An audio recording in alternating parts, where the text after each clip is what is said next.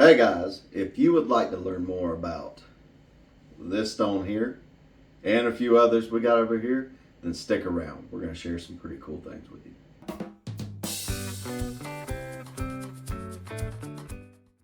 So the first one we got to show you are these grape agates. Now grape agates are pretty cool because they got these little orb-like structures in them, and whenever you cut them, part of that orb-like look almost looks 3D in the stone. And I have cut a knife made out of grape agate for my wife, and she'll show that now. Another cool thing is it comes in these different colors. It can go from purple to blue, the greens, a little more rare in the greens. But also, my wife loves these things. These are probably her, fourth or fifth favorite stone. I can't remember right now, but she really loves these. If we went to Franklin Gem Mineral Show, and she would not quit until I bought her specimens, and it was one of those things where it wasn't even like for her business. She's like, no, I want a gift of these. Okay, well, I will get you a gift of these. So but some of them's even got these crystallinis in them, these little tiny crystal-like structures in them that makes them look even cooler. And she'll get a closer up underneath, and then we'll go on to some other facts about them. Grape agate is a form of chalcedony. Grape agate is found in Indonesia with its colors ranging from purple to green and blue. Grape agate is formed when lava flow has interacted with seawater. Grape agate is also a 6 through 7 on the Mohs scale of hardness. So the next one we got here is probably one of the more common of gemstones. This is kyanite, at least from what I've seen and heard. This is one of the more common ones. This grows into sheets, and I'll have her do a close-up of this right here. This is her specimen, but you can kind of see it's got some chatoyance underneath it as well. And but it grows in these sheets, and I don't know if I'm going to cut any. Again, like I said, this is a specimen sample, and this one's definitely my wife, so this one will not be cut into at all. But if I get some in the future, who knows what we can do with it. Might even do a small knife out of them. You never know what we'll do. So pretty cool stone. I like the deep blues in it. Let's go ahead and get this underneath some light and talk about the facts of this stone. Kyanite occurs in elongated blades. It can be found with granite, quartz, and mica. The colors range from a gray-green to black and blue. It was founded by Abraham Gottlieb Werner in 1789. And on the Mohs scale of hardness, it rates a 4.5 through 7. All right, the next stone we got here is Chrysocolla Parrot Wing. Now, everybody, I would hope, is at least familiar with Chrysocolla if you're in the lapidary world. But if not, Chrysocola's got some really cool colors, some really bright and vibrant colors. It's usually a band of blue. Some people, when I first started out, I mistake Chrysocolla for turquoise. I ain't gonna lie. But this is Chrysocolla Parrot Wing. And I first discovered this after looking on a website called Copper Canyon Lapidary. We'll put the link in the descriptions. They still got some. It's some really cool stuff. From my understanding, there's not, from what I've talked to other lapidarists, some say that the mine is closed down, and then others say it's only open certain times of the year. With the Chrysocolla Parrot Wing, what originally drew me to this stone is the greens. I'm a huge fan of green. I love green gemstones. They're really cool.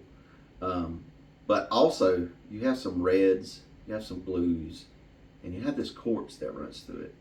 And from my understanding, Chrysocolla Parrot Wing is not necessarily Chrysocolla Parrot Wing without quartz in it. Really cool stuff. When it's polished up, it looks amazing.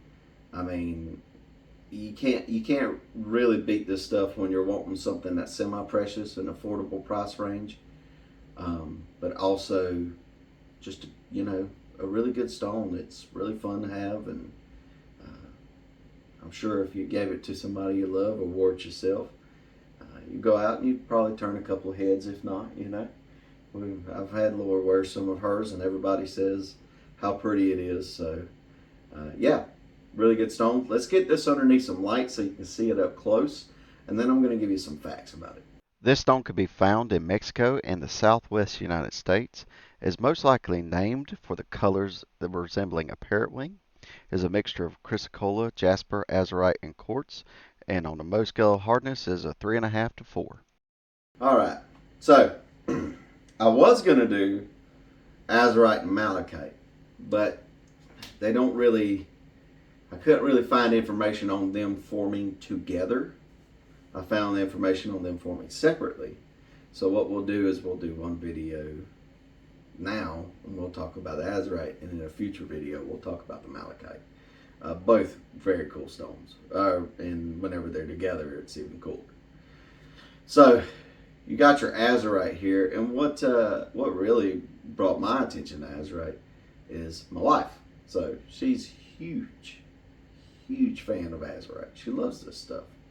I have to actually turn her away from tables when they got rough, because it's starting to get pretty expensive for the rough, and I have to be like, no, we can't afford it. Like, we got to walk away.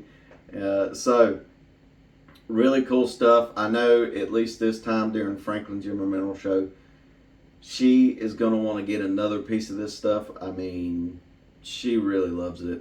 The green is my favorite, so the Malachite's my favorite. But this dark blue's almost like a navy blue if you look at it. And then it's got some light blues that run into it too. It's a really cool stone. Once it's cut, it's gorgeous. It's beautiful.